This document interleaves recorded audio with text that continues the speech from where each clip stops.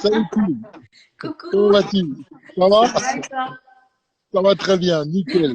Je suis content de te voir, je suis content que tu m'aies fait confiance. Vraiment, vraiment, je suis content. Donc, donc je ne te connaissais pas, hein, comme tu sais, je pense que tu me connaissais pas non plus. Et donc, je suis tombé la première fois que je t'ai vu, je prends la parole, hein, la première fois que je t'ai vu, j'ai vu une vidéo sur Internet, j'ai explosé de rire. Sur ma vie, j'en pouvais plus. J'étais dans ma voiture, je te connaissais pas.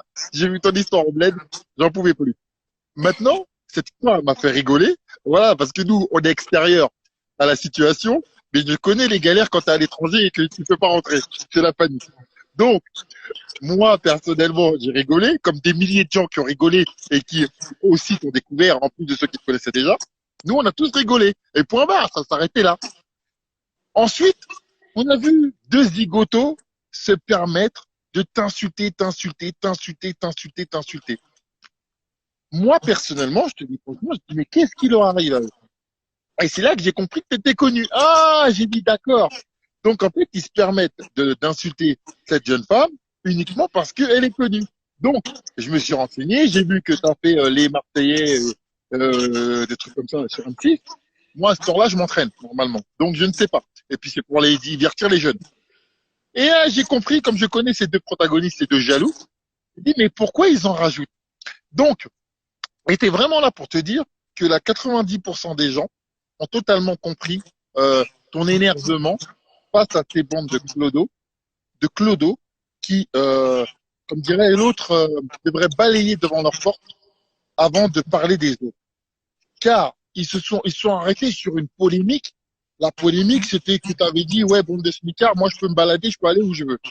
Je suis désolé, c'est que tu leur as parlé, tu t'es abaissé quelque part à parler comme eux, mais c'est comme ça qu'ils parlent dans leur quotidien, ces gens. D'accord? Donc la première des choses, moi qui ai été l'une de leurs victimes, parce qu'ils ont tenté de faire ça avec moi, je peux te garantir qu'ils se sont permis de dire, par exemple, à plusieurs reprises, tiens, Carteron, ouais, Carteron, le vigile de Lidl. Donc sous-entendu qu'un ouvrier qui travaille dans un ouvrier, c'est une honte d'être agent de sécurité ou quoi que ce soit. J'aurais pu l'être, je ne le suis pas, mais peu importe. Donc, à partir de là, c'est une manière de se moquer des gens qui sont ouvriers, qui sont chauffeurs de bus, ou etc. Donc, à partir de là, on se tait quand on se permet de faire pareil. Pareil, je me suis aussi aperçu que Maxi Blar, celui que vous les autres appellent Booba, Maxi Blar, le petit bourgeois de Meudon-la-Forêt, s'était permis de se moquer de ton physique. Très bien. Euh, comme personnellement, tu n'es pas moche. Ce serait malhonnête de dire le contraire. Maintenant, c'est que de la jalousie. Je te le dis, entre toi et moi, c'est de la jalousie. Et j'ai à peine montré tes photos sur Internet, ils ont tous touté. Waouh, Yakib, Yakib. Donc, il faut arrêter de se mentir. D'accord? Donc, ils étaient tous en train de parler, etc. Donc, je suis vraiment content que tu sois là. Et puis, je vais te montrer un petit peu, parce que vraiment, en fait, quand toi tu parles, tu vois, tu peux pas être meilleur avocat que. Et c'est pour ça qu'on en a besoin d'un avocat. Il faut quelqu'un qui parle à ta place. Donc, moi, je vais te montrer ce guignol là. Euh, Qu'est-ce que Monsieur Amy, qui se permet lui aussi, par exemple, de te vanner, ouais, t'es la Kim Glow de Wish, t'es ceci, t'es cela. Mais est-ce que tu trouves pas grave les propos qu'il a tenus, je vais regarder ses propos, je vais les redire, je vais redire exactement ce qu'il dit. Et je l'ai mis sur Facebook, les gens ont été choqués. D'accord? Donc, sous prétexte qu'il est maghrébin, il se permet de dire ça, et puis ça passe normal. Moi, je suis désolé. D'où que ça vienne, c'est du gros racisme. Donc, il s'est permis de dire certains propos que je vais répéter, parce que comme tu ne les connais pas, tu ne sais pas ce qu'ils vont répéter, et c'est des propos qui sont confirmés, hein, c'est pas d'aujourd'hui. D'accord? Donc, je vais regarder sur mon Instagram, et je vais te répéter ce qu'il disait. Non, il faut, à un moment donné, remettre les pendules à l'heure. Ils sont jaloux. Je vois que tu habites un bel appartement. C'est très bien dans ta vie. Tu n'es pas. Donc, à un moment donné, tu vois, ça part de la jalousie. Tu es bien coiffé, tu es apprêté, tu es nickel sur toi. Je suis désolé, c'est que de la jalousie. Je te le dis franchement. Ensuite, je tiens à te remercier pour ce que tu as fait tout à l'heure, parce que entre parler, etc. Parce que tu sais que, comme le mec là, comment il s'appelle, le Bassem lui aussi, tu vois, je vais passer du coq à l'âne, mais je vais me les faire tous. Je vais tous me les faire. J'espère que tu m'entends. Oui, je t'entends. Très bien. Donc, je vais regarder ce qui se passe. Annuler. Je vais regarder, passer sur l'appli. Je vais regarder ce qui se passe. Je vais te montrer, parce que à un moment donné, ouvrir, à un moment donné, insulter les gens comme ça, non, c'est pas possible. On peut pas être laissé. Donc, monsieur s'est permis de dire que des propos que je cherche, là. Ah oui, il faut être abonné, hein, dommage. Ah, j'ai regardé sur mon autre compte. Donc, il s'est permis de dire, niquez vos mères, vous les petits Africains, moi je bouffe et je bouffe, vous êtes de la merde. D'accord? Et ça, Il s'est ça permis choque de dire ça. personne. Cela ne choque personne. À un moment donné, moi, personnellement, qui ne suis pas le pro Black Power ou quoi que ce soit, je suis français et je m'en bats les couilles de ce qui se passe ailleurs. Personnellement, ça me choque. Parce que c'est du racisme et c'est du mépris envers des gens qui vivent la misère. Et c'est beaucoup plus grave que ce que tu as dit. Toi, tu t'en es pris à un certain public qui parle comme ça du matin au soir. C'est eux qui parlent comme ça, c'est les premiers d'ailleurs qui parlaient de moi comme ça. Ah, t'es ceci, ah, t'es agent de sécurité, t'es ceci, t'es cela. Donc, qu'à un moment donné, qui balaye devant leur porte. L'autre monsieur, là, qui te permet de te donner des leçons, le Bassem, ce monsieur vit chez ses parents. À un moment donné, t'as 40 ans, t'habites chez ta mère dans un HLM, tu fermes ta gueule, en fait. Tu vois ce que je veux dire? C'est pas crédible. Surtout que je te jure, je ne le connaissais pas, lui, du tout. Du tout. Je ne savais pas qui c'était. Je ne connaissais Ben, c'est personne. ça. Je veux pas faire la fille, loin de là. Je ne connaissais personne de ces gens qui m'ont attaqué. À C'est part, normal parce oui, qu'en fait, j'avais déjà entendu le nom de Booba, mais, oui. mais Eni et Bassem, je les ai découverts. Ben, en fait, je vais t'expliquer, c'est leur fonds de commerce. D'accord? C'est leur fonds de commerce. Moi, ces gens-là, je les connais depuis 2015, comme j'organise des événements. Et en fait, leur fonds de commerce, c'était comme je m'étais pris à leur idole Benzema, que je n'aime pas, pour des propos qu'il a tenus envers la France et que je ne supporte pas. Donc, ils essayaient de m'attaquer d'accord? Donc moi je les connais et puis ils sont montés. Et puis à force d'insulter les gens, ils sont montés. Et c'est devenu une habitude. Et lorsqu'ils voient quelqu'un qui a, par exemple, un peu de qui est connu ou quoi que ce soit, comme toi, 1 million de followers, waouh, il faut l'attaquer, il faut l'attaquer. Et puis Sauf c'est que, facile de s'attaquer à une fille, c'est moins facile de s'attaquer à toi qu'à moi, tu vois. non mais ça c'est ça, non mais ça, le problème c'est que tu sais ils ont déjà payé certainement. Il y en a un les deux ont payé les conséquences de leurs actes. Hein, tu as vu? J'ai mis une vidéo sur Instagram, je sais pas si tu l'as vu. Euh, En plus, j'ai c'est remarqué marrant, un truc, c'est que moi je dis un truc, c'est amplifié, déformé, ils en parlent pendant tous les jours. Toi, tu leur rentres dedans, ils n'en parlent jamais, ils ne te répondent pas, ils se chient dessus de toi. oui, non, parce que en fait ce sont des gens qui prennent pas beaucoup de risques. Et puis ce sont des larbins en fait. Ce sont des larbins. En fait, Bassem c'était le larbin de Benzema, d'accord. L'autre c'était une aile de la Benzema. Et en fait eux, ils les appellent comme des chiens, ils font ce qu'ils ont à faire. Et ils font ce qu'on leur dit. Oui, Donc en mais fait c'est toujours. ils savent à qui ils s'en prennent. Ils savent à qui ils s'en prennent. Ils vont pas venir faire les malins avec toi. Ouais, vas-y, descends. Ils savent qu'ils se font ouvrir en Ben, deux avec toi.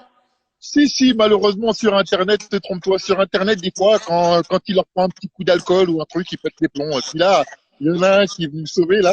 Il y a pas longtemps, je rigolais. Parce qu'à chaque fois je rigolais, c'était je fais un grand bonjour à cet homme, c'est un grand homme. C'est un petit mec qui a rien de rien, avec du bide. Pourtant, Mais j'ai pas vu de franchement, vidéo sur toi. Hein. Moi, il me harcèle, mais toi, non. oh là là, tu tapes ici, tu tapes. Hein. Mohamed Edi Carteron, il y en avait plein. Bon, maintenant il a arrêté. Ah oui, il y en a plein. Ah oui, ah oui. Et maintenant il a compris il a compris qu'il fallait pas jouer avec moi parce que moi, cette Voilà, petite balle il à a deux balles. compris qu'il fallait pas jouer avec toi. Je l'imagine en face de toi. Est-ce qu'il te tiendrait tête un tronchon? Je Ah crois ben pas. non, ah ben non, ah ben non. Mais tu sais, c'est tout, c'est leur fonds de commerce. Donc ce mec-là, moi je t'explique, t'as juste à regarder sur Internet.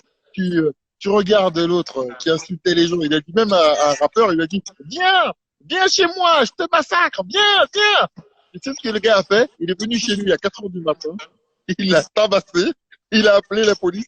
Il a dit bébé frappé. Et l'autre, c'est pareil. Il s'est retrouvé sur une plage à Marseille. La vidéo, je l'ai mis sur mon Facebook. Ben, tu l'as liké, tu as dû voir sur Instagram.